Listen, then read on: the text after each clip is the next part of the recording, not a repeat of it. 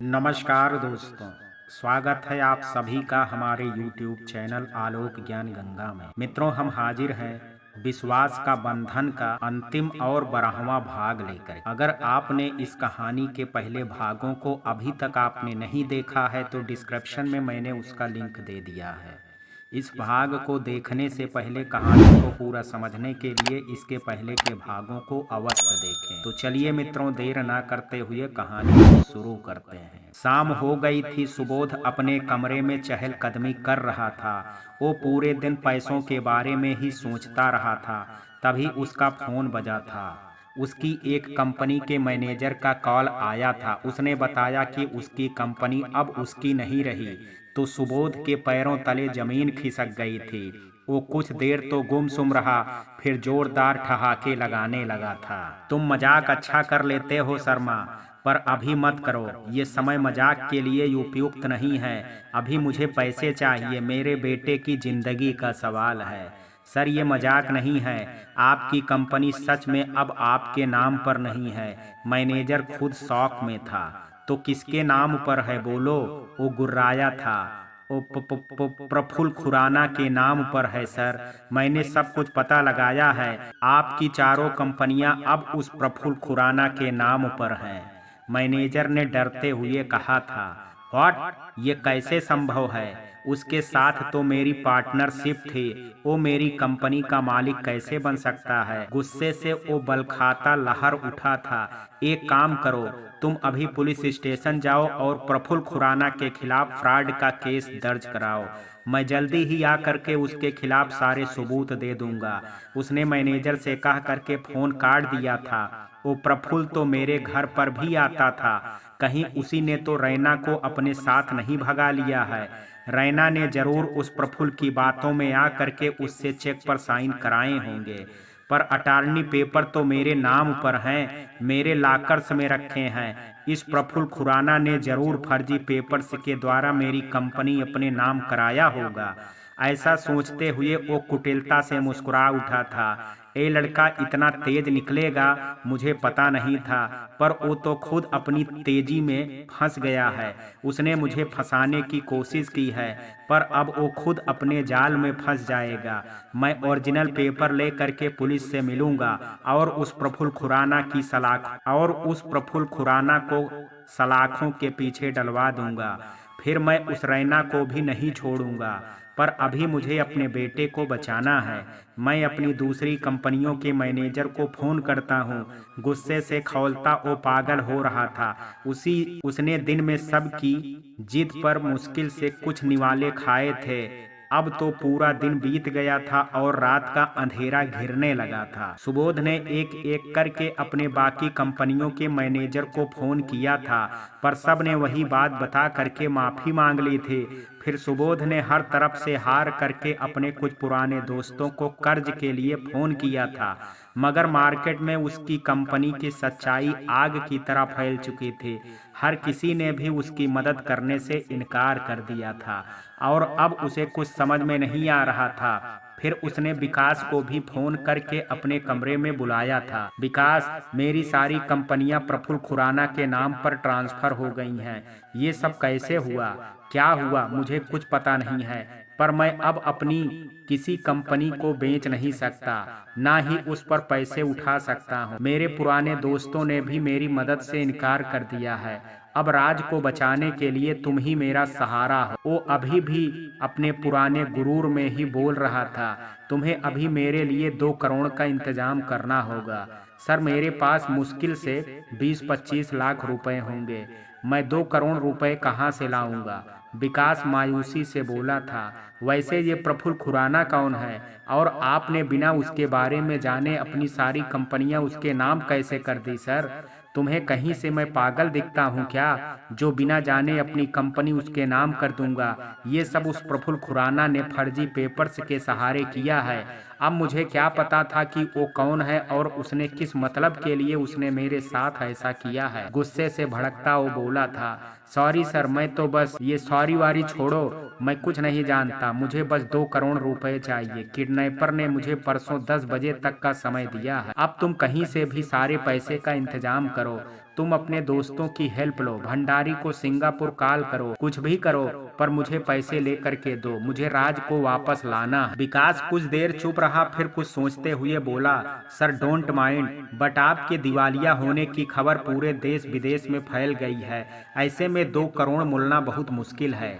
Anyway, मैं कोशिश करता हूँ, वो मुश्किल शब्द को खींच करके बोला था। सुबोध गुमसुम हो करके बिस्तर पर बैठ गया था। उसे अब राज की बहुत चिंता होने लगी थी। अगर पैसों का इंतजाम नहीं होता है तो किडनैपर राज को मार डालते हैं। सुबोध मन ही मन प्रफुल्ल को गाली देने लगा और अपनी कंपनियों में उसके साथ पार्टनरशिप करने के लिए खुद को भी कोसने लगा था। विकास कुटिलता से मुस्कुराते हुए बाहर निकल गया था। उसने कमरे में आ करके उसने लीना को गोद में उठा करके नचा डाला था। अरे रे छोड़िए मुझे, क्या हो गया? लीना अचरज से मुस्कुराते हुए उससे पूछने लगी थी। मेरी जान, आज तो तुम सुबोध चौहान का चेहरा देखती ना तो तुम्हारे हृदय को ठंडक मिल जाती। पर कोई बात नहीं, परसों सुबह देख लेना। अभी तो मेरे साथ जम करके डांस करो। It's time to celebrate my dear wife. वो कुछ देर तक लीना को पकड़ करके नाचता रहा, फिर उसे गोद में उठा करके बिस्तर पर बैठा दिया। अब विकास लीना की गोद में सिर रख करके धीरे धीरे सब कुछ बताने लगा था। अब क्या करेगा सुबोध चौहान? लीना सोचते हुए बोली थी।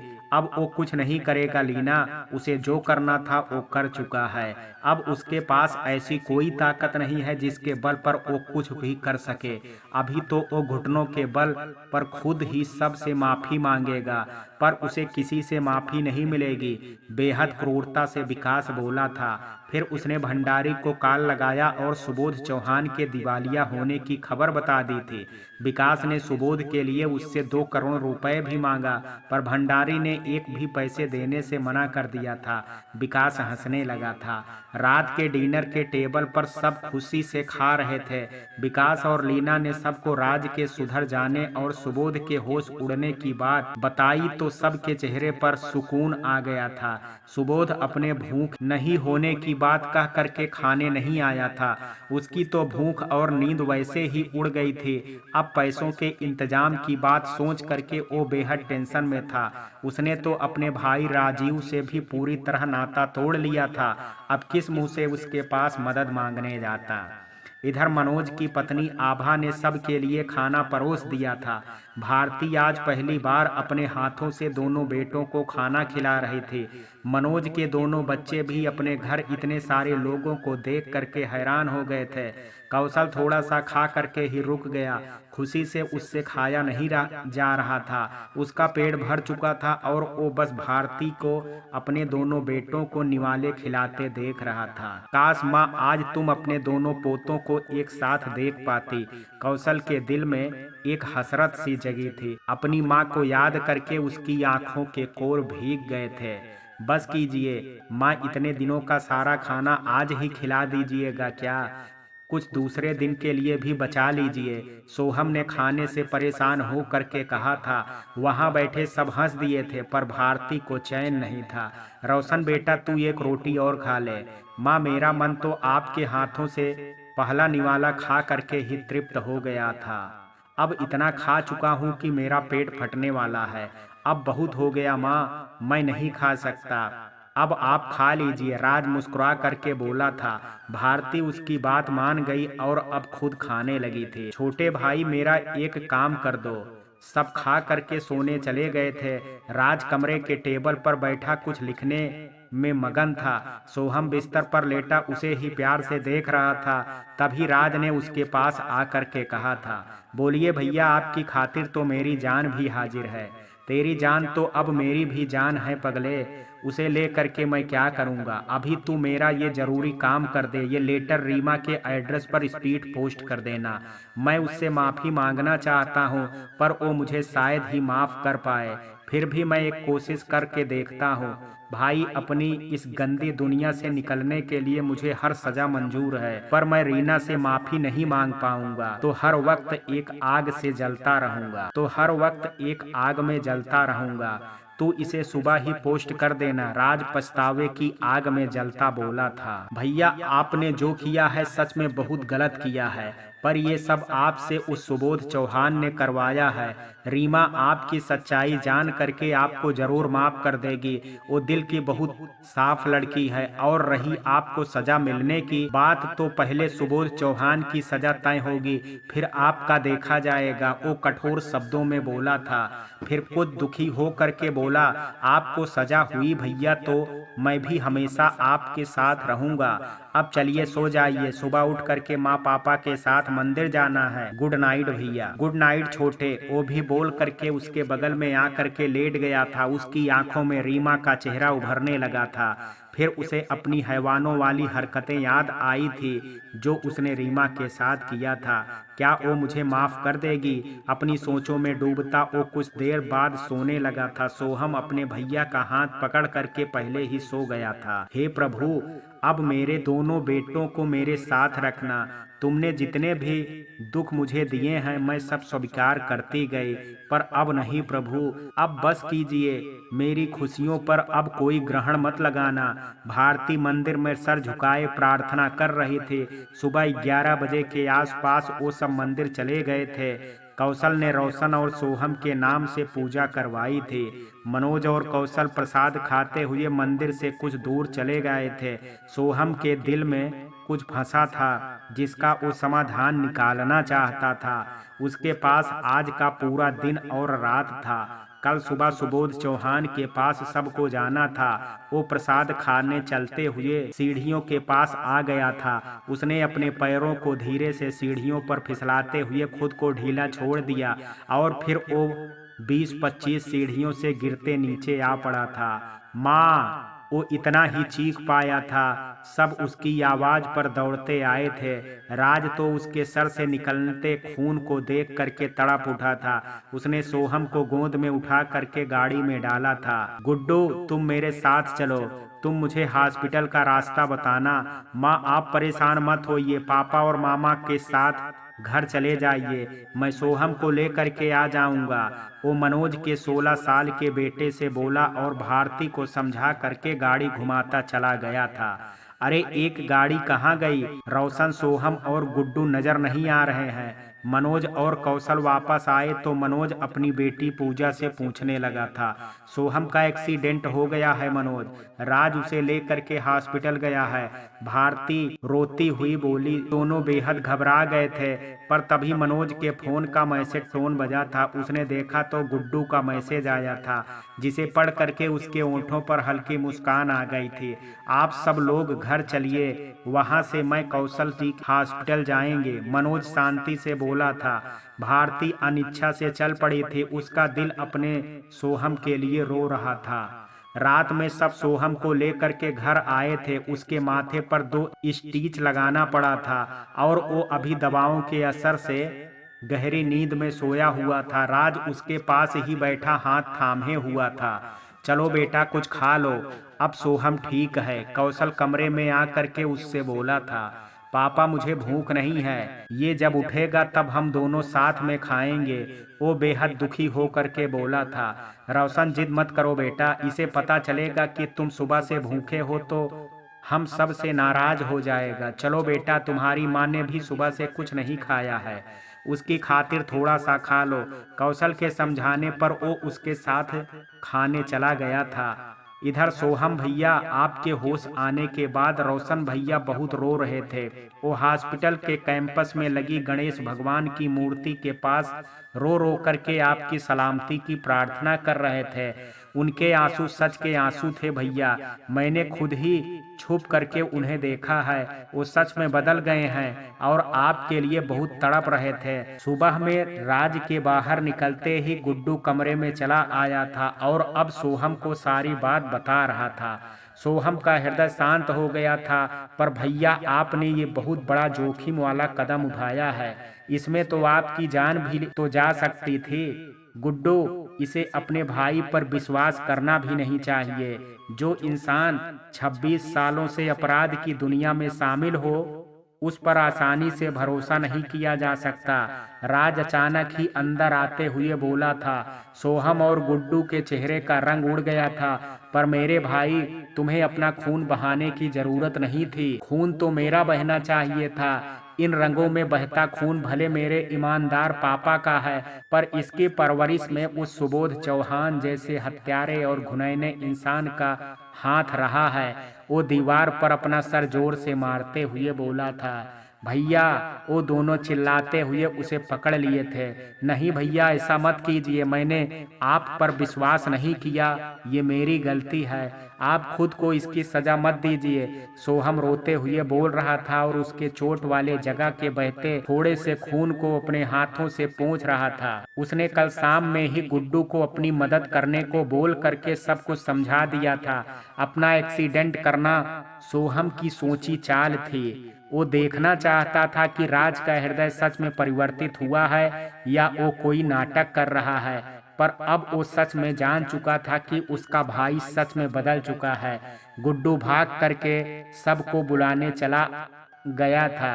नहीं छोटे, तुमने बिल्कुल सही किया है, पर मेरे भाई तुम मुझे ये बताओ कि अब तो तुम्हें मुझ पर यकीन है ना? वो दर्द भरी मुस्कान ओंठों पर लाते हुए बोला था। हाँ भैया, मुझे आप पर पूरा यकीन है। अब मैं खुद से ज्यादा आप पर यकीन करता हूँ। मुझे माफ कर दीजिए भैया, मैं गलत था। वो फूट फूट करके रोने लगा। सोहम, राज, दोनों उठो। मनोज उसके साथ आ गया था और अब उन दोनों भाई को पकड़ करके बिस्तर पर बैठा दिया था। सोहम ने भारती के दर्द को बहुत नजदीक से देखा था। वो जानता था कि यदि तुम झूठ बोल करके सबके साथ धोखा करोगे तो अब वो तुम्हारे धोखे की बर्दाश्त नहीं कर सकते हैं। इसलिए उसने ये सारा नाटक किया था। इसे माफ कर दो बेटा, मनोज ने फर्स्ट एड बॉक्स से उसे दवा लगाते हुए कहा था। भारती और कौशल चुपचाप खड़े अपने बेटों को देख रहे थे। हाँ मामा जी, मैं सब कुछ जान गया हूँ और मुझे अपने छोटे भाई से कोई शिकायत नहीं है। पर छोटे, अब कभी तुम्हें मुझ पर विश्वास ना हो तो पहले मुझे बता देना। तुम्हें खुद को चोट पहुंचाने की जरूरत नहीं है। राज दर्द में मुस्कुराते हुए बोला था। बेटा, तुम दोनों मेरे असली ताकत हो। अब तुम दोनों को कभी कमजोर नहीं पड़ना है। रोशन, तुम इस घटना को सोहम का बचपना समझ करके भूल जाओ। कौशल आगे आ करके दोनों बेटों को बाजुओं में समेटते हुए बोला था। राज ने मुस्कुरा करके हाँ में सिर हिला दिया था। पापा, ये मेरे भाई का बचपना ही सही, पर ये बच्चा नहीं है। इसने बहुत बड़ा बड़ा काम किया है। राज मुस्कुरा करके बोला था। चल छोटे, हम सब तैयारी करते हैं, आज उसके सारे पापों का अंत सामने आएगा। हम लोग सब कुछ करेंगे, पर पहले चल करके नाश्ता कर लेते हैं। हमें 10 बजे सुबोध चौहान के पास जाना है, मनोज ने कहा। फिर सब वहां से उठ करके हाल की तरफ बढ़ गए। इधर बास, हमने आपके घर पर रह रहे इंसान की खुशामद करके आपका लाकर खोला तो वहां पर रखे सारे पेपर्स नकली निकले। आपकी सारी कंपनियां और बंगले के पेपर भी निकले, वो भी नकली थे। हमने उन्हें जाली पेपर से एक आदमी को आपका बंगला बेचना चाहा था, पर उसने पुलिस बुला लिया। फिर हम दोनों बड़ी मुश्किल से वहां से जान बचा करके भागे हैं। अब हम आपके नौकर नहीं हैं और आप हमें कभी कॉल मत कीजिएगा। मुन्ना ने नफरत से कह करके सुबोध को फोन काट दिया था। सुबह के 9 बजे वो कमरे में बैठा उससे बात कर रहा था, पर अपनी इतनी बुरी स्थिति जान करके सदमे से रो पड़ा था। बास, पैसों का इंतजाम तो कहीं से नहीं हो पाया। अब आप क्या कीजिएगा? मुझे माफ कीजिए, पर मुझे लगता है अब राज बचने वाला नहीं है। ये मंगनी भी तो नहीं ही होगी। मैं पुलिस के चक्कर में नहीं पड़ना चाहता, इसलिए आज शाम को मैं अपनी फैमिली के साथ लखनऊ वापस जा रहा हूँ। उसी समय विकास वहां आते हुए बोला था। सुबोध ने बड़े ही कातर नजरों से विकास को देखा था। ये वो लड़का है जिसने कभी भी मुझे सामने से नजर उठा करके नहीं देखा था और आज मेरे आगे तन करके बोल रहा है।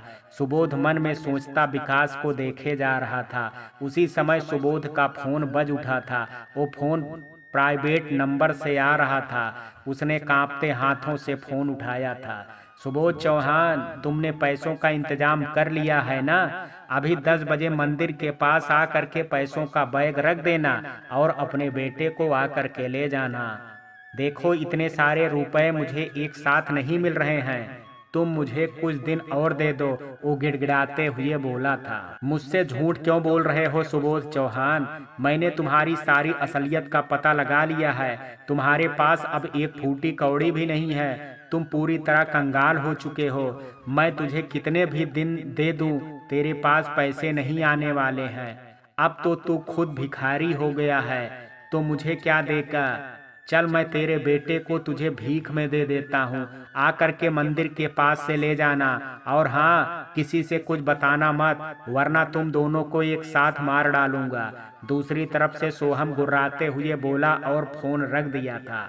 विकास, मेरा राज आने वाले हैं। उस किडनैपर ने उसे छोड़ दिया है। सुबोध खुशी से बोलता उड़ गया था।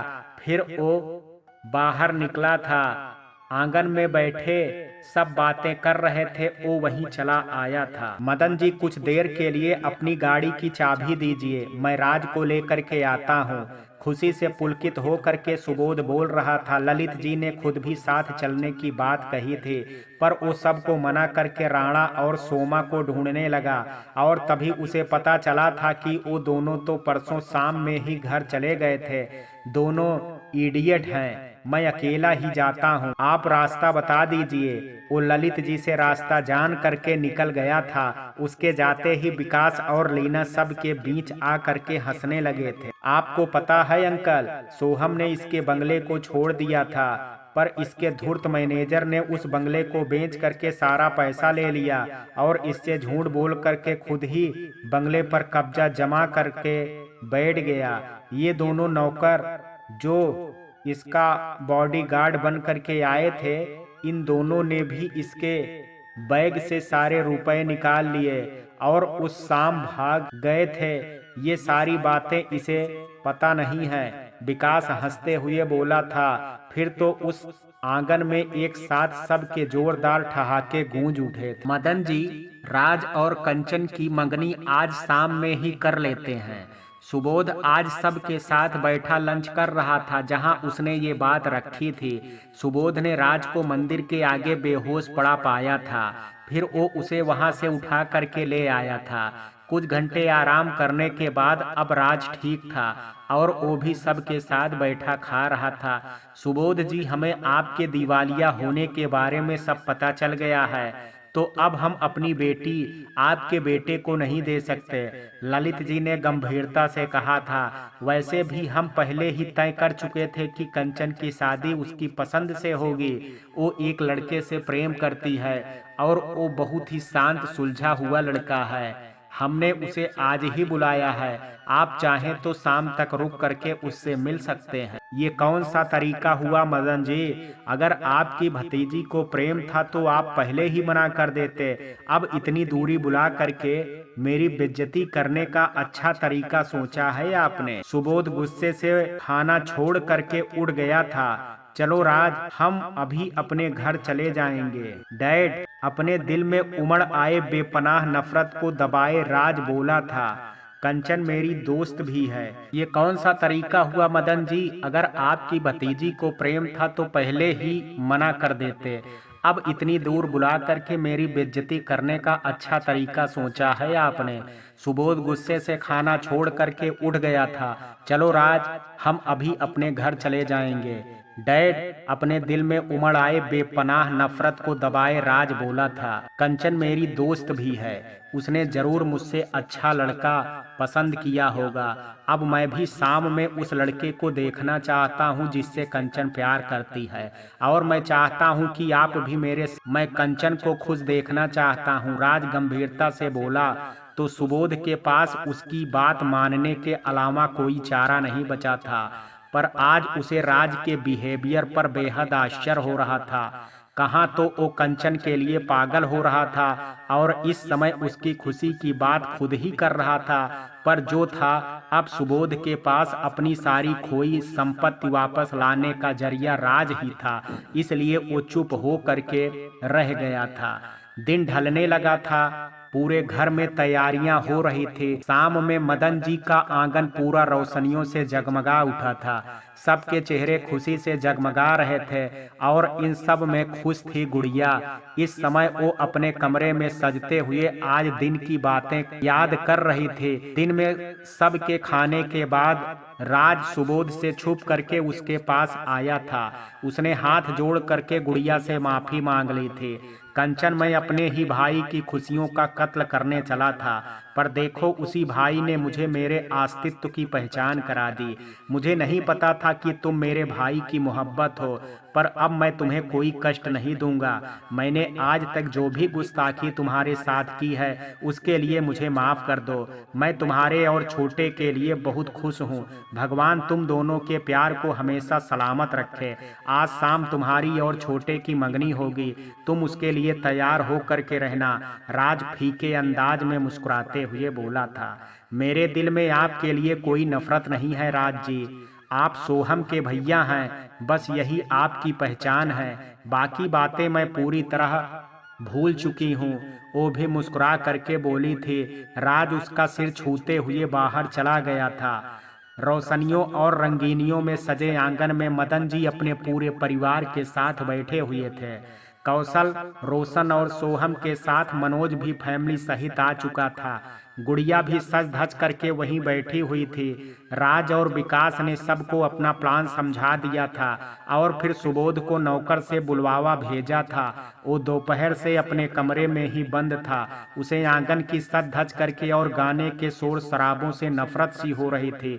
सुबोध जी, इनसे मिलिए, ये है सोहम चौधरी, कंचन का होने वाला पति। ललित जी सुबोध का हाथ पकड़ करके स्टेज पर ले आए थे। तुम्हारी शकल तो प्रफुल्ल खुराना की तरह लगती है। सुबोध अपनी जगह पर उछल गया था। कहीं तुम वही तो नहीं हो? कौन प्रफुल्ल खुराना? मैं तो सोहम चौधरी हूँ, कौशल चौधरी और भारती देवी का बेटा।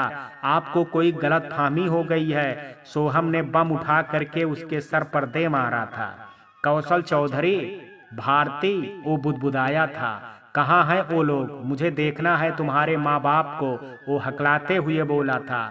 ये दोनों यहाँ हैं सुबोध, मनोज की गुस्से से भरी आवाज आई थी। देख लो, जिसको मारने के लिए तुमने इतनी मेहनत की वो आज तुम्हारे सामने खड़े हैं। तुम्हें पता है मैं कौन हूँ? वो नफरत से हंसता सुबोध से बोला था, जिसके चेहरे पर जमाने भर की हैरानगी फैलने लगी थी। मैं मनोज हूँ, जिसे तुमने 23 साल पहले मार पीट करके स्टेशन पर मरने के लिए छोड़ दिया था। ये मेरे बहनोई और ये मेरी बहन।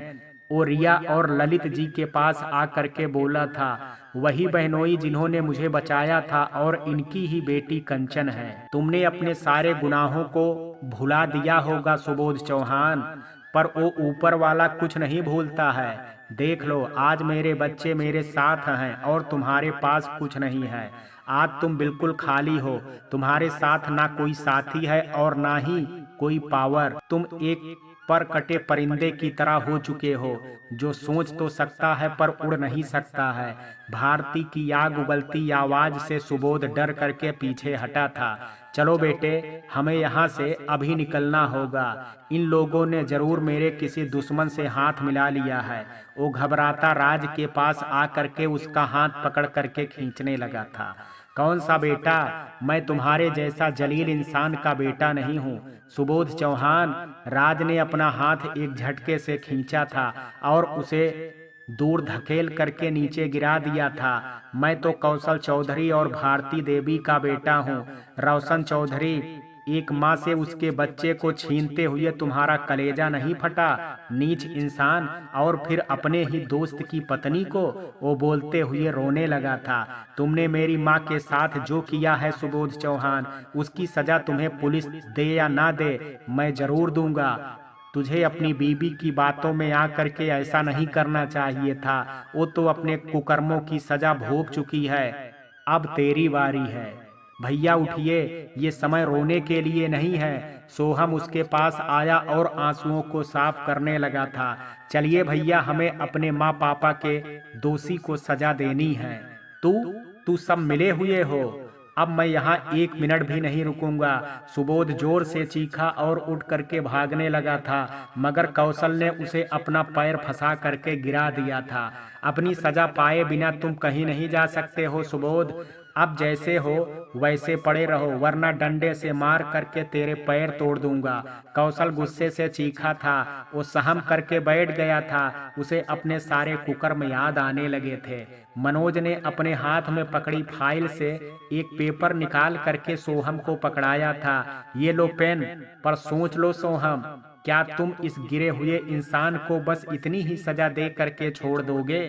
मामा जी, ये तो धूर्त इंसान ये सजा भी नहीं झेल पाएगा। मुस्कुरा करके सोहम ने पेपर थाम लिया था। लो, अब जल्दी से इस पेपर पर साइन करो। सुबोध के ऊपर वो पेपर फेंकते हुए बोला था। मैं पढ़ करके सुनाता हूँ कमीने। सुबोध चौहान, तेरी शायद आंखें काम ना करें, विकास दांत पीसते हुए आगे कहा था और उसके हाथों में उठाए पेपर छीनते बोला था। विकास, तुम भी इन सब के साथ मिल गए हो? वो गहरी खाई में गिरता बोला था। मुझे तो इनके साथ मिलना ही था, दुष्ट हवसी आदमी। तुझे अपनी हैवानियत याद नहीं है क्या, जो तूने मेरी लीना के साथ किया था? वो क्रोध में चिल्ला उठा था। उस वक्त मेरे रोने गिड़गिड़ाने का तुझ पर कोई असर नहीं हुआ था। मेरी प्रेग्नेंट वाइफ को तूने नर्क का अनुभव कराया था ना। आज उन सब का हिसाब करने का समय हो गया है।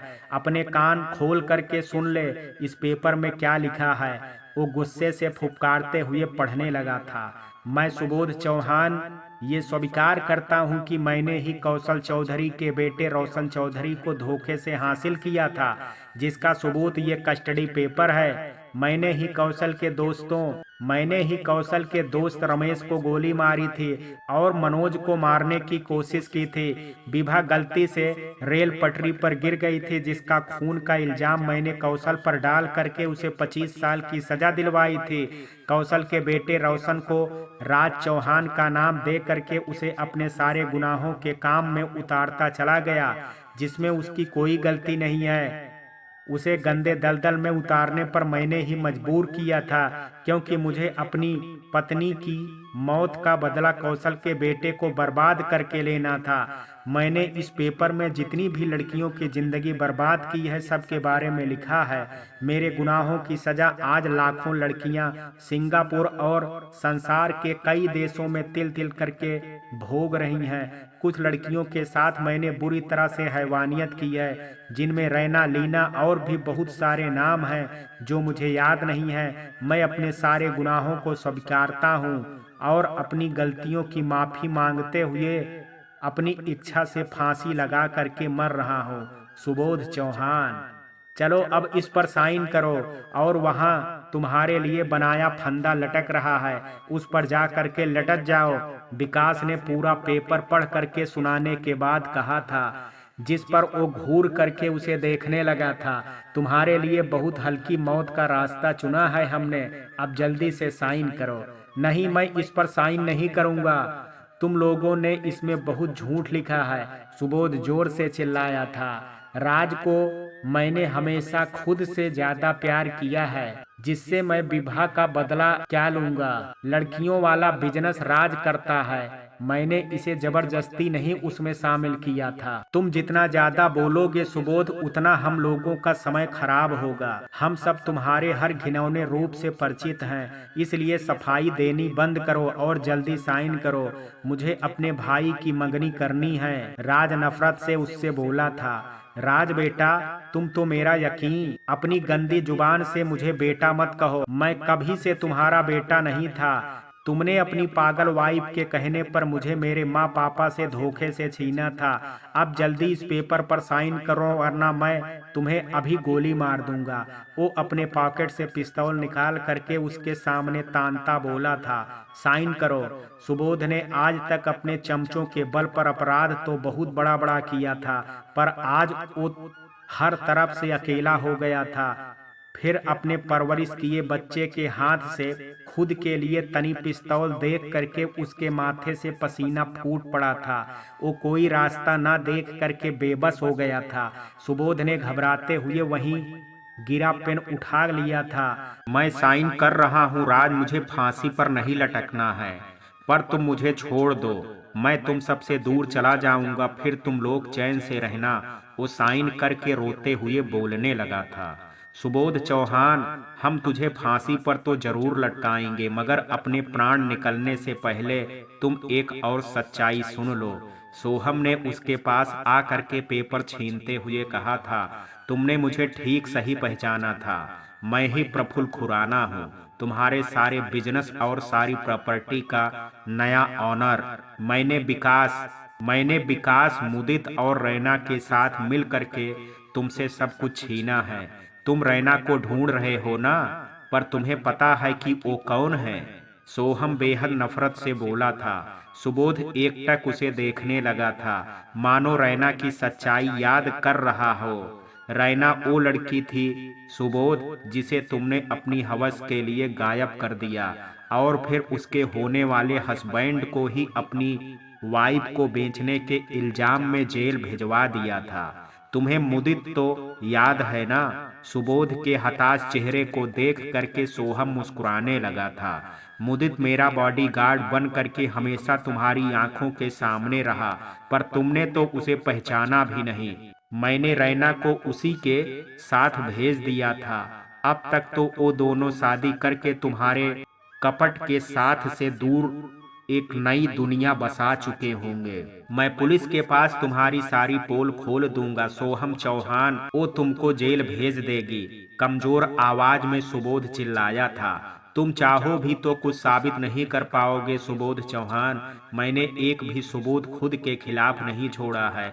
तुम्हारे हाथों से साइन किए ओरिजिनल पेपर पर ही तुम्हारी सारी कंपनीज मेरे नाम है, जो तुमने खुद ही किया है। कोई पुलिस मेरा कुछ नहीं कर सकती। और अब उस फर्जी प्रफुल्ल खुराना ने तुम्हारी सारी कंपनी को 4 लोगों में बराबर बांट दिया है। नाम सुनोगे उन चारों का, जो तुम्हारे कंपनीज के नए मालिक हैं? सोहम ठहाके लगाते हुए हंसा था। उसके इस कदम के बारे में किसी को कुछ नहीं पता था। सब चौंक करके सोहम को देखने लगे थे। वो 4 लोग हैं, मनोज चौधरी, रोशन चौधरी, विकास और मुदित। प्रफुल्ल खुराना ने अपनी लाखों करोड़ों की कंपनियों को इन चारों में बराबर बांट दिया है। अब तुम चाह करके भी किसी को कुछ नहीं बिगाड़ सकते हो। सोहम, ये तुमने कब किया, और ये सब मेरे या किसी और को देने की क्या जरूरत है बेटा? ये सब तुम्हारी मेहनत का इनाम है। मनोज तुरंत नाराज हो करके बोला था। विकास भी उससे नाराज हो गया था। राज का भी वही हाल था, पर भारती और गुड़िया मुस्कुरा रही थी। वो जानती थी कि सोहम को इन रुपए पैसों का कोई लोभ नहीं है। उसे बस अपने माँ पापा और भैया को खुद के पास लाना था। वो तो सबकी छत्र छाया में छोटा बन करके रहना चाहता था। मुझे किसी की कोई बात नहीं सुननी है। मामा जी, आपने मेरे माँ पापा के लिए अपनी जान देने तक की तैयारी की थी। विकास ने मेरा साथ नहीं दिया होता तो ये काम असंभव था। इसलिए इन सारे पैसों पर आप सबका अधिकार है। फिर तुम क्या करोगे बेटा? आखिर तुम्हें भी तो अब हमारी गुड़िया का ख्याल रखना है। मदन जी उलझते हुए बोले थे। चाचा जी, कंचन मेरी जिम्मेदारी है। मैं अपनी पढ़ाई पूरी करके भैया के अंडर कोई काम पकड़ लूंगा, पर अभी मैं भैया, मामा जी और विकास को काम में उलझा करके आप सब के साथ हंसता खेलता रहूंगा और अपनी कंचन के पास रहूंगा। फिर रही मुदित की बात, तो उसने भी मेरा बहुत साथ दिया था। वो बोल ही रहा था तभी मुदित और रैना आ गए थे। सोहम को उन दोनों का हंसता चेहरा देख करके बहुत ही सुखद एहसास हुआ था। फिरोजी साड़ी में मेकअप से लिपटी रैना मांग में लाल सिंदूर भरे बेहद सुंदर लग रही थी। सोहम ने उसे ध्यान से देखा और बोला था, मेरी जिंदगी में बहन की कमी थी मामा जी। कॉलेज में भी कोई लड़की मेरी बहन नहीं बनना चाहती थी। सब के सब मेरी दोस्त ही बन करके रहना चाहती थी।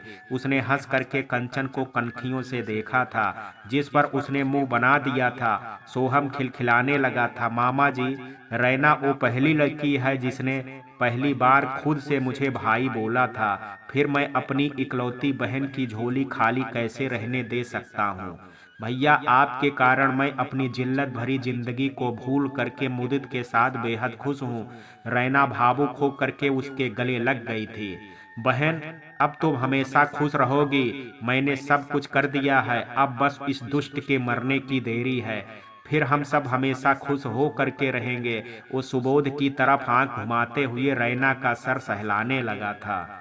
सुबोध के रीढ़ में सनसनी फैल गई थी। वो अब अपने अंत का अनुभव कर पा रहा था, फिर भी उसे एक कोशिश तो करनी ही थी। वो सबको रैना और मुदित के साथ बातों में लगा देख करके घिसटते हुए बाहर भागने लगा था। भाग जाऊंगा इन सब कमीनों से दूर। इन सब ने मिल करके मेरी जिंदगी तबाह कर दी है। मेरा सारा पैसा, पावर, घर सब लूट लिया है। और तो और उस कौशल के बच्चे ने भी मुझे ठुकरा दिया है। अब मैं किसी को नहीं छोड़ूंगा। वो बड़बड़ाते हुए बाहर निकलने लगा था, तभी उसके आगे पुलिस की जीप आ करके रुकी थी। वो सकपका करके रुक गया था। अब आंगन में सब हंसते हुए बाहर आकर के खड़े हो गए थे। मिस्टर सुबोध चौहान, आपको आपके सारे गुनाहों के लिए अरेस्ट किया जाता है, इंस्पेक्टर उसके पास आते हुए बोला था। हाँ इंस्पेक्टर, इस जलील, नीच और धूर्त इंसान को हमारे सामने से ले जाइए, मगर आपको तो सबूत की जरूरत होगी ना। ये लीजिए, ये रहा इसके गुनाहों का पूरा इकरारनामा। सोहम ने सुबोध के साइन कराए पेपर इंस्पेक्टर को थमाया था। ललित जी के बुलाने पर पुलिस हाजिर थे। आखिर उनकी बेटी को कुछ सालों पहले इसी इंस्पेक्टर ने आकर के बचाया था। मनोहर चौधरी के बेटे धीरज से शादी करने से फिर आज भी तो उनका आना तय था। सुबोध का चेहरा नफरत की आग से स्याह पड़ने लगा था। वो तेजी से अपने आसपास देखता कुटिलता से मुस्कुराने लगा था। मुझे तुम लोग इतनी आसानी से मात नहीं दे सकते हो। कौशल, आज भले तुम्हारे साथ तुम्हारा परिवार खड़ा है, पर मैं तुम सबको फिर से बर्बाद कर दूंगा। तुम सबकी ये सारी खुशियां मिट्टी में मिला दूंगा। अभी के अभी तुम सब खून के आंसू बहाओगे। सुबोध ने अपने पास आ चुके इंस्पेक्टर की कमर से पिस्तौल निकाल करके उसे धक्का दिया और चिल्लाते हुए भारती पर गोली चला दी थी। माँ! राज चिल्लाते हुए भारती के आगे खड़ा हो गया था। गोली उसके दाएं बाजू में जा धंसी थी। कोई भी सुबोध के इस आक्रामक कदम के लिए बिल्कुल तैयार नहीं था। वो सब राज की तरफ चीखते हुए लपके थे और सुबोध पिस्तौल फेंक करके घर के पास बने कच्चे रास्ते पर भागने लगा था। रुक जाओ सुबोध चौहान, तुम यहाँ से भाग नहीं सकते हो। इंस्पेक्टर ने अपनी पिस्तौल उठा करके उसे वार्न किया था, पर वो उसकी बात अनसुनी करता बेतहाशा भागा जा रहा था। इंस्पेक्टर और सारे कांस्टेबल सुबोध के पीछे भागे थे। वो पक्की सड़क पर चढ़ता तेजी से दौड़ने लगा था। उसी समय दूर से आ रही एक ट्रक अचानक उसके ऊपर चढ़ गई थी। सुबोध का सारा शरीर ट्रक के चक्कों के नीचे दब करके सड़े आलू की तरह फट गया था। उसके खून और मांस के लोथड़ों से पूरा सड़क भर गया था। इंस्पेक्टर ने घृणा से अपने नाक पर रुमाल रख लिया था। अब आगे की कार्रवाई के लिए उसे फॉरेंसिक विभाग को कॉल करना था। रात के 2:30 बजने वाले थे इधर, जब डॉक्टर ऑपरेशन थिएटर से बाहर निकले थे। सब कॉरिडोर में उनकी तरफ लपके थे। डॉक्टर साहब, मेरा बेटा ठीक तो है ना? भारती कांपते स्वर में पूछने लगी थी। डॉक्टर मुस्कुरा दिए थे। हाँ माँ जी, आपकी ही दुआओं का असर है कि ऑपरेशन सक्सेसफुल रहा। हमने आपके बेटे के बाजू से गोली निकाल दी है। अब वो खतरे से बाहर है, पर अभी आपका बेटा बेहोश है। उसे सुबह तक होश आ जाएगा। अब आप लोग भी जा करके कुछ देर आराम कर लीजिए, बोल करके वो चले गए थे। सुना आपने? मेरा बेटा ठीक है, उसे कुछ नहीं हुआ है। मुझे अपने भगवान पर पूरा भरोसा था। वो मेरी बरसों से लुटी ममता को एक बार फिर नहीं छीन सकता था। भारती रोते हुए कौशल से लिपट गई थी। हाँ भारती, हमारा बेटा ठीक है, हमारा परिवार एक हो गया है और अब हमें कोई अलग नहीं कर सकता। उसका सर सहलाते हुए कौशल भी रुंधी आवाज में बोला था। वहां खड़े सारे लोगों के आंखों में आंसू बह रहे थे, पर वो खुशी के आंसू थे। फिर सोहम ने जिद करके सबको घर भेज दिया था। वो खुद वहीं रहा, पर विकास और मुदित भी उसके साथ ही रुक गए थे। सुबह पूरा परिवार हॉस्पिटल में आ चुका था। राज होश में आ गया था और सबको प्यार से देख रहा था। वो भारती को खुद के पास इशारों से बुलाने लगा था। माँ, मेरी रगों में सुबोध चौहान का भरा जहर निकल गया है। अब मैं पूरी तरह आपका और पापा का बेटा हूँ ना। वो धीरे से बोलता भारती का हाथ पकड़ने की कोशिश करने लगा था, जिसे भारती ने आगे बढ़ते हुए कस करके थाम लिया था। नहीं बेटा, ऐसा मत बोलो। तुम्हारे शरीर में मेरा खून है जो गंगा की तरह पवित्र है। भले उस शैतान ने तुम्हें अपने रंग में रंग दिया था, पर आज भी तुम मेरे बेटे हो। अब उसकी काली परछाई जो हमारी जिंदगी में ग्रहण की तरह छाई थी पूर्णता हट गई है। हंस करके बोलते हुए वो राज का माथा चूम ली थी। भैया देखिए तो आपसे मिलने कौन आया है। उसी समय सोहम खुशी से अंदर आते हुए बोला और अपने पीछे से किसी का हाथ पकड़ करके बाहर निकाला था। रीमा, तुम यहाँ? राज की आंखें आश्चर्य से फैल गई थी। वो उसके पास आ करके कुर्सी पर बैठ गया था। राज, तुमने मेरे साथ जो किया वो बेहद घिनौना था। उसके लिए तुम्हें माफ करना मेरे लिए बेहद मुश्किल है, पर तुम सोहम के भाई हो ये जान करके मैं तुम्हारी गलती माफ करने की कोशिश करूंगी। तुम्हें पता है राज, मैं तुमसे बहुत प्यार करती थी, पर तुम्हारे बहसीपन ने सब कुछ खत्म कर दिया। फिर कल रात जब तुम्हारा लिखा लेटर नीतू ने मुझे अपने फोन में दिखाया तो एक बार मैं यकीन नहीं कर पाई थी। फिर सोहम का कॉल आया था और उसने मुझे सारी बात स्पष्ट बताई थी, तो मैं खुद को रोक नहीं पाई और पापा के साथ सुबह ही पहली ट्रेन पकड़ करके यहाँ आ गई। पूरी बात रीमा एक सांस में बोल गई थी। राज ने मुस्कुरा करके सोहम को देखा था। उसने आंखों से सब ठीक होने का इशारा किया और सबको लेकर के बाहर चला गया था। सोहम ने राज के लिए लेटर को पोस्ट करने की जगह नीतू को व्हाट्सएप कर दिया था और रीमा को यहाँ भेजने को कहा था। नीतू को राज की सारी गलतियों का इकरारनामा पढ़ करके उससे बेहद नफरत हुई, पर वो सोहम की अच्छाइयों को जानती थी। उसने रीमा का ब्रेन वॉश किया और उसे पापा के साथ यहाँ भेज दिया। तो क्या तुम मेरी सारी हैवानियत, अत्याचारों और अपमानों को भूल जाओगी? राज ने बेहद शर्म से पूछा था। राज, ये इतना आसान नहीं है, पर मैं कोशिश करूंगी कि तुम्हें माफ कर सकूं। पर तुमने मेरे अलावा भी बहुत सारी लड़कियों के साथ गलत किया है। तुम्हें उसका प्रायश्चित तो करना ही होगा। अब तुम अपने दिमाग से पिछली सारी बातें निकाल करके नई शुरुआत कर सकते हो। वो दुख से मुस्कुरा दी थी। राज खोखली हंसी ओठों पर सजा चुका था। उसे खुद से नफरत होने लगी थी। उसने सबके साथ कितना गलत किया था, पर सब ने उसे माफ कर दिया। सुधाकर जी को नीतू ने बस ये बताया कि राज का एक्सीडेंट हो गया है और वो रीमा से अंतिम बार मिलना चाहता है। नीतू बेहद समझदार थी और राज की सच्चाई पापा के सामने ला करके उसे उसकी नज़रों में नहीं गिरा सकती थी। मुझे आपसे कुछ बातें करनी है रोशन जी। उसी समय इंस्पेक्टर वहां आया था। रीमा वहां से उठ करके बगल हो गई थी। मनोज, सोहम, विकास और मुदित के साथ कौशल भी दरवाजे पर खड़ा था। जी कहिए। राज ने उठने की कोशिश की थी, पर इंस्पेक्टर ने उसे रोक दिया था। सुबोध चौहान की मौत के साथ ही उसके गुनाहों की फाइल भी बंद हो गई है। उसने अपनी सारी कंपनियों को प्रफुल्ल खुराना नाम के किसी विदेशी आदमी के नाम कर दिया था, पर उस प्रफुल्ल खुराना ने सारे कंपनियों को 4 भागों में बांट करके अटार्नी पेपर कौशल जी के नाम कर दिया है और खुद विदेश में बस गया है। इसका स्पष्ट मतलब है कि अब सुबोध चौहान की सारी संपत्ति के मालिक कौशल जी हैं। वो कुछ देर चुप रहा, फिर राज की तरफ गौर से देखता बोला, मुझे पता चला है कि सुबोध चौहान का एक गुप्त बिजनेस भी था जिसका संचालन आप करते थे। इंस्पेक्टर की बात पर राज का दिल धड़क उठा था। हमें पूरी तहकीकात करने के बाद पता चला कि वो कंपनी सिंगापुर के निवासी दयानंद भंडारी और आपके 60 गांठ से चलती हुई मिली है। उस कंपनी का काम इंडिया से लाई गई लड़कियों की खरीद बिक्री कर उनसे शारीरिक शोषण करवाया जाता है। वो कानून की नज़रों में घृणित अपराध है और माफी के लायक नहीं है। हम सारे सबूत के साथ आपको अरेस्ट करने आए हैं। आपने भले ये सब सुबोध चौहान के सिखाने पर किया हो, पर गलत तो गलत होता है ना।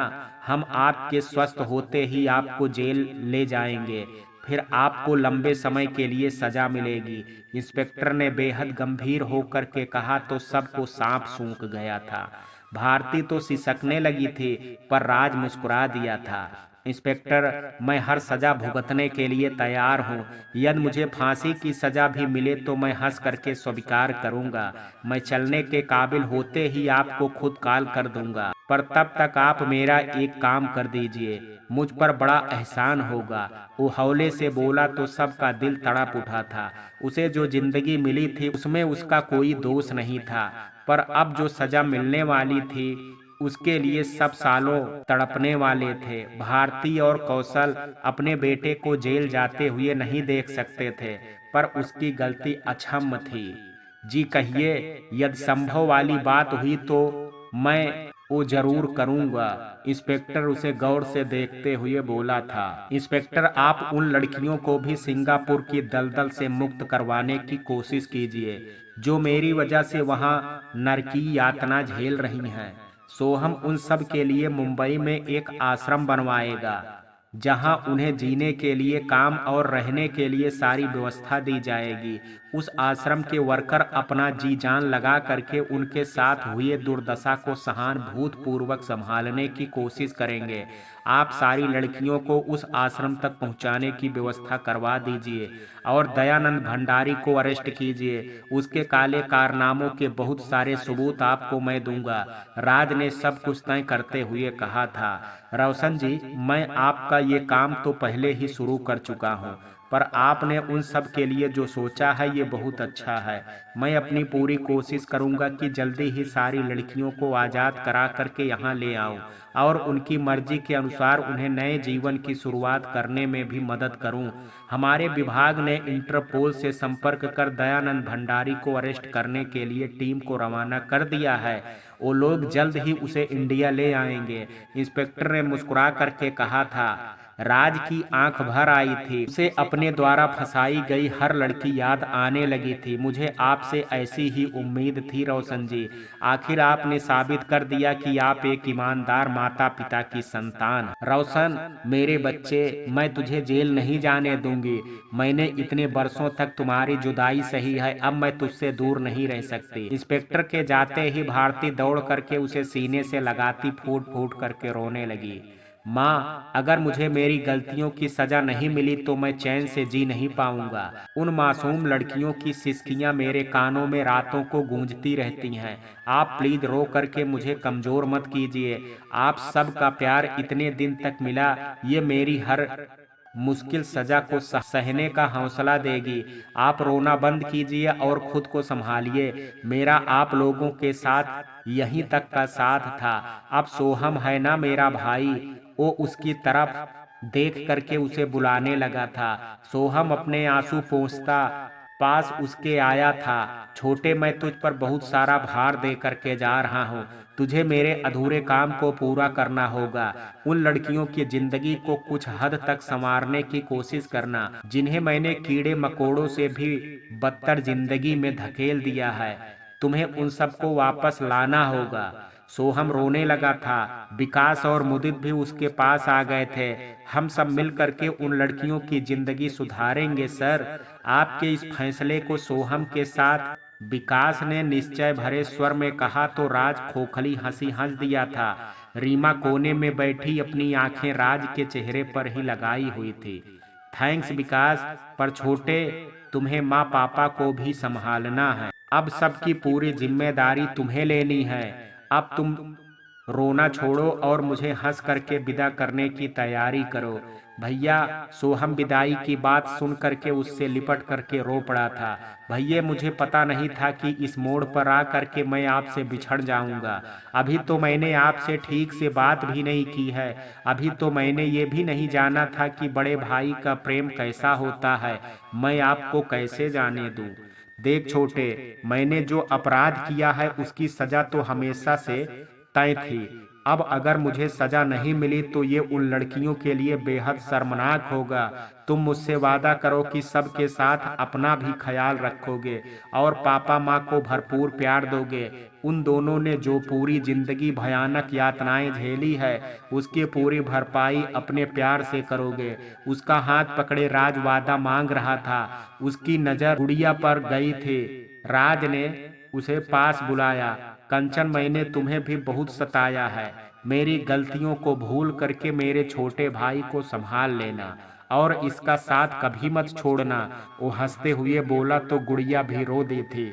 रीमा, मेरी गलतियां माफी के काबिल नहीं हैं, जो तुम मुझे माफ कर दो। अब तुम अपने नए जीवन की शुरुआत करना और हमेशा खुश रहना। वो दुख से मुस्कुराते हुए रोती रीमा से बोली तो वो दौड़ती हुई भाग करके बाहर चली गई। इधर 4 दिन के बाद राज ने इंस्पेक्टर को कॉल करके अपने स्वस्थ होने की बात बता करके आने को कहा था। राज इन 4 दिनों में सबको समझा बुझा करके खुशी से रहने का वादा ले चुका था। सुधाकर जी सारी बातें सच्चाई जान चुके थे और बेहद गुस्से में थे। उन्हें राज पर अपनी बेटी के साथ अत्याचार करने की बात सोच करके नफरत हो रही थी, पर भारती और कौशल से उसके छीने जाने और गलत परवरिश की बात सुन करके उन्हें भी थोड़ी दया भी आई थी। पर रीमा कुछ अलग सोच रही थी। चलिए रोशन जी, अब आपका समय खत्म हुआ। इंस्पेक्टर आ गए थे। इस समय सब आंगन में बैठे बातचीत कर रहे थे। इंस्पेक्टर को आगे देख करके सारे लोग घबरा गए थे, पर राज हंस करके उठा था। इंस्पेक्टर, मुझे बस 10 मिनट दीजिए। वो सबका पैर छू करके प्रणाम करने लगा था। सबसे अंत में वो भारती के पास आया तो वो कस करके उसे सीने से लगा करके रो पड़ी थी। माँ, आपने वादा किया था ना कि रोएंगे नहीं। आप अपना वादा आज के बाद कभी मत तोड़ना। मुझे आप सब हंस करके विदा कीजिए ताकि मुझसे अपनी सजा भोगने का हौसला मिल सके। हंस करके वो उसके आंसू पोंछता बोला और इंस्पेक्टर के साथ चल पड़ा था। उसके जाने के बाद सब बहुत देर तक रोते रहे थे। रीमा के दिल में बसा प्यार राज के जाने के बाद तड़पने लगा था, पर वो अपने मन को समझाने में लगी थी। रीमा ने कभी राज से बेहद प्यार किया था और आज वो सच्चा प्यार राज के बदले रूप को देख करके फिर अपनी परवान चढ़ गया था। फिर रीमा अपने मन की बेचैनी से हार करके सुधाकर जी से राज के जेल जाने से पहले अपनी शादी करवा देने की बात बोल दी थी, जिसे सुन करके सब चकित रह गए थे, पर वो जिद पर अड़ी रही। पापा, अगर मेरी शादी राज से नहीं हुई तो मैं आत्महत्या कर लूंगी। मैं मानती हूँ कि उसने मेरे साथ बहुत बुरा किया है। उसका अपराध क्षमा योग्य नहीं है, पर अब वो बदल गया है। उसे अपनी असली पहचान के बारे में पता चल चुका है। अब वो कभी गलत रास्ते पर नहीं चलेगा। वो अटल लहजे में बोली थी। पापा, आप सोहम को देखिए। वो भारती आंटी के दिए संस्कारों के कारण कितना अच्छा है। अगर यही संस्कार राज को मिले होते तो वो भी ऐसा ही होता।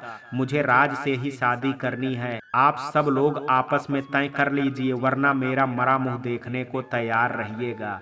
अपना फैसला सुना करके वो अपने कमरे में चली गई थी। सुधाकर जी सोच में पड़ गए थे। उसी रात नीतू और सोहम ने उनको बहुत समझाया था। सुधाकर जी खुद भी सोहम की अच्छाइयों से प्रभावित थे। जिस तरह से मुसीबत में उसने उनका साथ दिया था, और कोई अपना भी नहीं देता है। फिर वो पराया था। रीमा के साथ सबकी खुशियों के लिए सुधाकर जी मान गए थे। सब ने चैन की सांस ली थी। फिर 1 महीने में ही सबकी सजाओं का फैसला हो गया था। भंडारी को आजीवन कारावास की कठोर सजा मिली थी। उसके बहुत सारे गुंडों को भी सजा मिली थी। राज के जीवन की पूरी कहानी जान करके और उसके अपने गुनाहों की सच्ची गवाही देने के कारण बहुत सारे अपराधी पकड़ लिए गए थे। राज के द्वारा शोषित लड़कियों को वापस ला करके और उसकी देखभाल करने के काम को देखते हुए जज ने उसकी सजा को कम करते हुए 10 साल की सश्रम कारावास की सजा दे दी थी। जब राज को जेल ले जाने के लिए इंस्पेक्टर कोर्ट से बाहर लेकर के आया तो पूरे परिवार वालों के चेहरे पर दुख की काली छाप पसरी थी। भारती की आंखें दुख से वीरान दिख रही थी। वो सब उसके पास आने लगे थे। एक मिनट इंस्पेक्टर, इनका हाथ मैं पकड़ती हूँ, प्लीज आप हमारे साथ आइए। रीमा सबसे आगे जा करके राज का हाथ इंस्पेक्टर के हाथों से खींचती बोली तो राज हैरान रह गया था, पर वो उसे पकड़े वहीं पास के मंदिर की तरफ बढ़ गई थी। इंस्पेक्टर नासमझों की तरह उसके पीछे आने लगा था, जबकि सबके चेहरे उदासी से मुस्कुरा उठे थे। वो सब भी धीरे धीरे उन दोनों के पीछे आने लगे थे। रीमा तेज चल करके सबसे पहले मंदिर में जा पहुंची थी। राज, मुझे तुमसे कुछ कहना है। तुमने जब अपने सारे गुनाहों की सजा पाने का अटल निश्चय किया है तो मुझे बहुत खुशी हुई है। मैं उसी क्षण से तुमसे पहले से भी ज्यादा प्यार करने लगी हूँ। अब मैं कभी तुमसे दूर नहीं जाना चाहती, इसलिए मैं तुम्हारे जेल जाने से पहले तुमसे शादी करना चाहती। रीमा, ऐसा मत बोलो, मैं तुम्हारे लायक नहीं। राज, तुम चुप रहो। हमारी शादी अभी और इसी मंदिर में होगी। मैं 10 साल क्या 100 साल तक तुम्हारा इंतजार कर सकती हूँ, मगर उसके पहले मैं तुम्हारी सुहागन बनना चाहती हूँ। मैं तुम्हारे लिए हर तीज त्योहार करूंगी और तुम्हारे दिली सुकून के लिए ईश्वर से कामना करूंगी। प्लीज इनकार मत करना, वरना मैं आत्महत्या कर लूंगी। वो रोती हुई बोली तो राज बेबसी से हंस दिया था। उसने अपने पीछे खड़े सारे लोगों की तरफ आंख उठा करके देखा था। वो सब खुश होकर के हाँ का इशारा कर रहे थे। अब उसकी नजर सुधाकर जी पर पड़ी थी। वो अपनी बेटी की खुशी की खातिर मुस्कुरा करके आगे आए थे। रोशन बेटा, रीमा की खुशी तुम में बसी है। तुम अब बदल चुके हो, इसलिए मैं इस शादी के लिए दिल से तैयार हूँ। तुम दोनों की शादी के बाद हम सब तुम्हारे जेल से सजा काट करके लौटने का इंतजार करेंगे।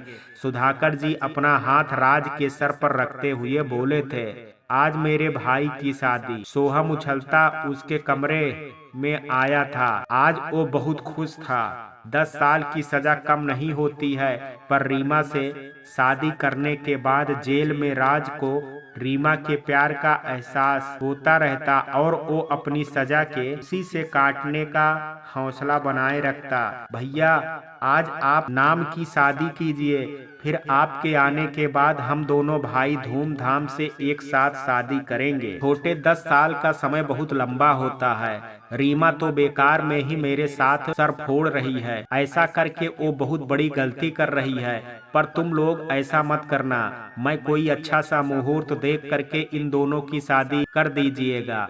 राज खोखली हंसी के साथ बोला तो भारती से पहले रीमा तुनक करके बोल पड़ी। राज, तुमने भले मेरे साथ मजाक किया हो, पर मैंने तो तुमसे सच्चा प्यार किया है। अब तुम अपनी फिलॉसफी छोड़ करके चुपचाप मुझसे शादी कर लो, वरना मैं तुम्हें मारना शुरू कर दूंगी। गुस्से से वो बोली तो सब हंस दिए थे। कौशल ने इंस्पेक्टर से कुछ घंटे मांगे थे, वो भी उन सब की खुशी में शामिल हो गया था। फिर सबने मिल करके मंदिर में राज और रीमा की शादी संपन्न करवा दी थी।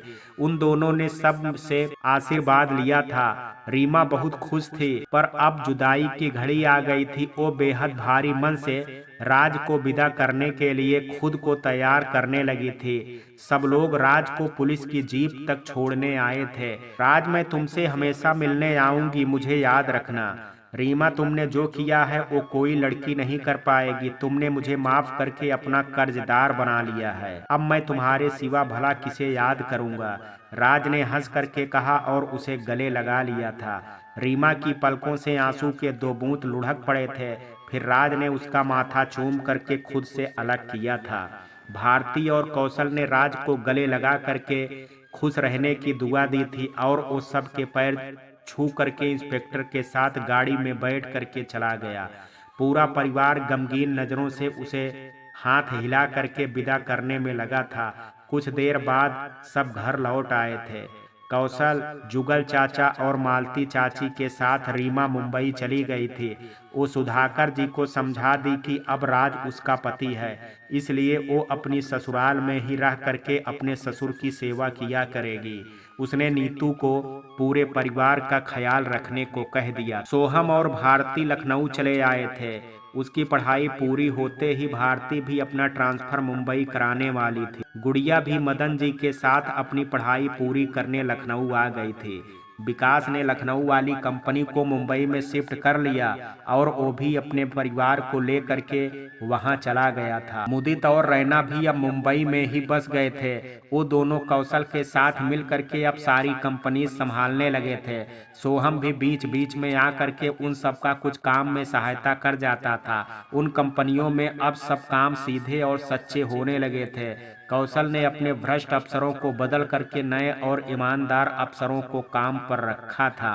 राज के आश्रम को चलाने के लिए सोहम ने बहुत सारे ईमानदार वर्कर्स को काम पर लगाया था। रीमा खुद भी वहां पर हर दिन आया करती और सारी लड़कियों से मिल करके उनके दुख को कम करने की कोशिश करती थी। वो सबकी बेहद अच्छे से देखभाल करती थी। सिंगापुर के अलावा और भी देशों से बहुत सारी लड़कियों को पुलिस की मदद से वापस ले आया गया था। वो सब बहुत बुरी स्थिति में और सब जी भर करके राज को कोसती थी।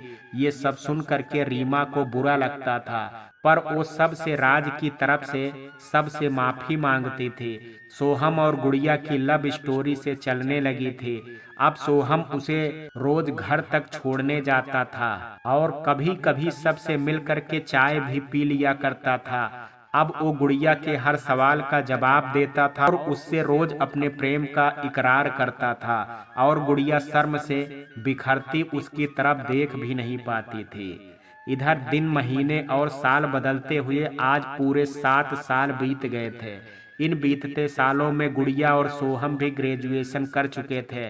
भारती ने अपना ट्रांसफर मुंबई करा लिया था और अब वो सोहम के साथ मुंबई आ चुकी थी। सोहम ने कौशल को और भारती के साथ घर बैठा दिया और खुद ऑफिस संभाल लिया था। गुड़िया अपने गांव रामपुर चली गई थी। ललित जी और कौशल ने उन दोनों को शादी कर लेने के लिए बहुत मनाया था, पर वो दोनों राज के वापस आने का इंतजार कर रहे। माँ, पापा, खुशी से चिल्लाता सोहम शाम में ऑफिस से आया तो बैग फेंक करके उसके गले से लटक गया था। रीमा आश्रम गई थी, पर जुगल चाचा और कौशल घबरा करके अपने कमरे से निकल आए थे।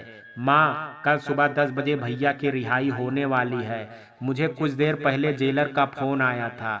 उनके अच्छे बिहेवियर की वजह से उनकी 3 साल की सजा माफ कर दी गई है और कल उन्हें रिहा किया जा रहा है। खुशी से वो बौखला उठा था। क्या सच में? हे प्रभु, आपका बहुत बहुत उपकार। आपने एक माँ की पुकार सुन ली। अब मेरे बेटे से कोई गलती मत करवाना, उसे हमेशा सच्चाई के रास्ते पर चलने को प्रेरित करना। वो खुशी से दौड़ती मंदिर में घुस करके प्रार्थना करने लगी थी। फिर तो सारे लोग बहुत खुश हुए थे। दूसरे दिन सुबह सब रीमा को लेकर के जेल गए तो वो चौंक गई थी। राज बाहर आया और माँ के गले लग गया था। रीमा की आंखें इस अचानक मिलने वाली खुशी से झिलमिला उठी थी। राज ने उसे प्यार भरी नजरों से देखा था और वो शर्मा करके भारती के पीछे छुप गई। अगर मेरे भैया को देखने हो गया हो तो अब घर चलें भाभी। अब जल्दी ही आपको खुद के साथ मेरी भी शादी करवानी है। आपकी होने वाली देवरानी आपके देवर का बेसब्री से इंतजार कर रही है। सोहम ने रीमा को तंग करते हुए कहा तो राज मुस्कुराने लगा था। अपनी सजा काटने के बाद उसका हृदय बेहद शांत हो चुका था। फिर सब खुश हो करके घर की तरफ बढ़ गए थे। अगले ही दिन राज बेहद हिम्मत करके रीमा के साथ आश्रम गया और सारी लड़कियों के पैर पर गिर करके माफी मांगने लगा था, पर सब ने उसे दुत्कार दिया था। फिर वो हर रोज आश्रम जाने लगा था। वो रोज सबसे माफी मांगता और खूब रोता था। उसके बेतहाशा बहते आंसू देख करके कुछ कुछ लड़कियां पिघलने लगी थी। आज उन सब की स्थिति पिछले 7 सालों से काफी अच्छी हो गई थी और ये सब राज के कारण ही संभव हुआ था। वो सब अब सामान्य जीवन जीने लगी थी। कुछ कुछ तो अपने घर वापस भी जा चुकी थी। राज के रोने से रीमा भी रो पड़ती थी और ये देख करके आश्रम की लड़कियों को अच्छा नहीं लगता था। फिर एक दिन सारी लड़कियों ने कुछ देर आपस में बातचीत की और राज को समय के साथ माफ करने की उम्मीद दे करके आश्रम कभी नहीं आने को बोल दिया था। राज सबको हाथ जोड़ता वापस चला गया था। कुछ दिन बाद एक भीगी सी रात में राज, रीमा और सोहम गुड़िया की शादी हो गई थी। भारती के विश्वास का बंधन इतने सालों में बेहद मजबूत हो चुका था और वो इस बंधन को अब कभी कमजोर नहीं पड़ने दे सकते थे। आज उसके दोनों बहुओं का गृह प्रवेश हो रहा था। भारती ने कौशल का हाथ मजबूती से पकड़ लिया और अपने बेटे बहुओं के स्वागत करने के लिए आगे बढ़ गई थी। तो मित्रों, ये कहानी आपको कैसी लगी? आप अपनी राय मुझे कमेंट बॉक्स में जरूर दीजिएगा। वीडियो पसंद आया हो तो वीडियो को लाइक, शेयर, अगर चैनल पर पहली बार विजिट कर रहे हैं तो कृपया चैनल को सब्सक्राइब करना ना भूलें। कल मिलते हैं एक नई कहानी के साथ। तब तक के लिए जय हिंद, जय भारत।